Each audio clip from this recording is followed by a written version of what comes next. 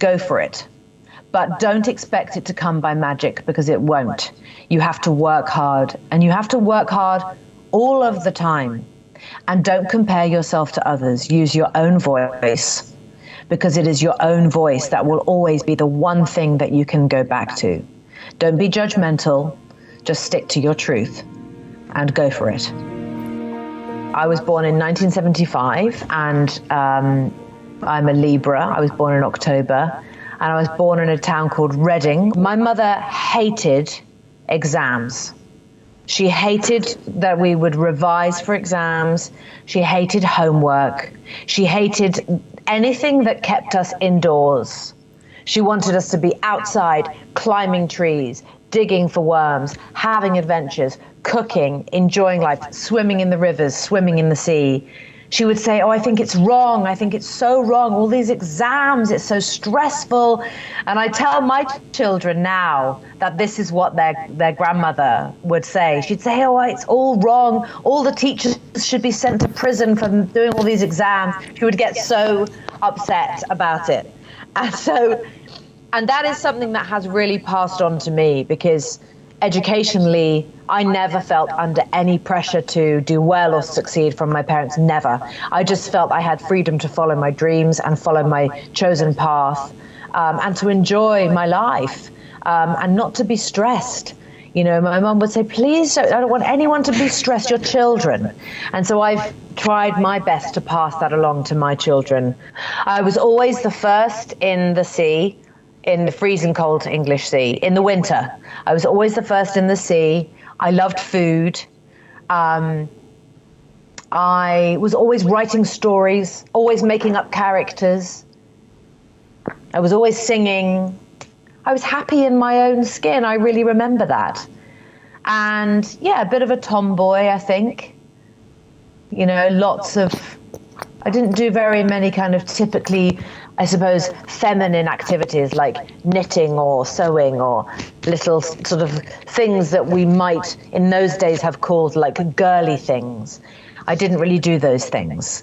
I was more about building things and climbing things and making camps and and running and getting muddy.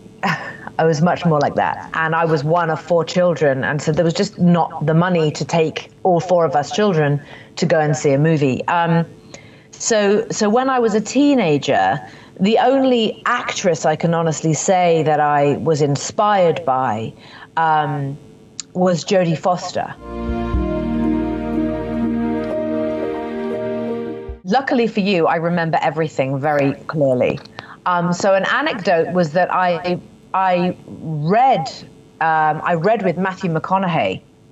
He read for Jack, so we auditioned together. That was such a crazy experience. He was lovely. I remember him being really nice and really funny. And what else can I tell you? I was so nervous. I was really incredibly nervous. And also, I didn't think I was going to get the part. I thought, oh, there's no way. I'm English. There's no way. I remember thinking, oh, they'll cast like Winona Ryder or Uma Thurman. Like, why would they cast me? So I couldn't believe it. I couldn't believe it when I got that part. I loved everything about that character, how she looked, how she moved, how she spoke. It was just so much fun. So yeah, I'd love to revisit that role. Can't you just imagine how crazy an older Clementine would be? Like, I'm so intrigued to know what happened to her, what happened in her life. And did she stay that kind of crazy and angry and eccentric? Did she stay that way? Or, I don't know, did she become more sort of neutral and plain? But I hope that she was still like coloring her hair a bit and wearing all those wonderful clothes. It would be so amazing to know what happened to her as she got older.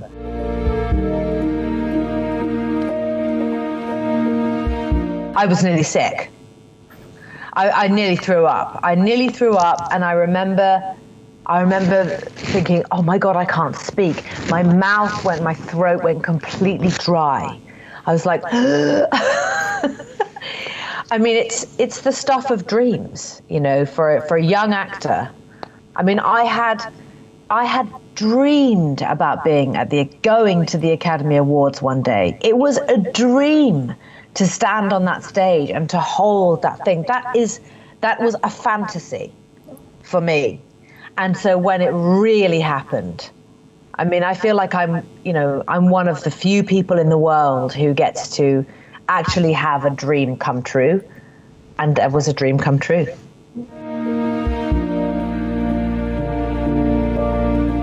It was very important to me to make her extremely real as a woman in her 40s who has suffered terrible grief. I knew that would be a woman who would just need to look absolutely exhausted and have such enormous sort of emotional range within her.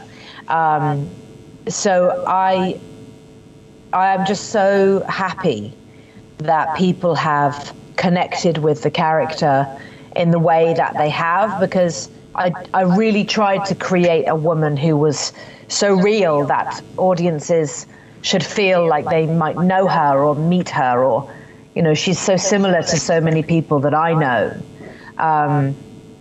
So I wanted her to represent, I think, validation for so many of us. It was just very important to me that those two faces were the same, the face on the poster and the face in the show. It has to be the same person. And it's difficult for people, I think, to wrap their heads around, you know, the people who work on the digital side, the creative side, and the marketing side of a television show or a film. You know, they're so used to making actors and actresses look their best. And I was like, no, we need to make me look my worst. Don't forget. And they're like, oh, and they were, you know, so happy to do it. But it was really interesting how we kept having to like remind people, like, no, she's meant to look bad. It's okay. I felt a real sense of their heritage and where they came from. And so many of the stories were very personal, clearly very personal to them. And that I felt was powerful and brave. And tremendously exciting, because that's what we want. That's how women connect, by sharing stories of other women. That's what we want to hear. That's how we will always be united. And that is, I think, the way of the future. I think it's shifting. I mean, I feel a younger generation of women, as you talk about that younger audience, they're just learning to use their voices in a much more spontaneous way, without any degree of hesitation or fear or judgment. That's changing, and I think the more that we see of that, the more we have celebrations like this one with Lights on Women, the more we're walking in the right direction, and hopefully towards a much more equal film industry.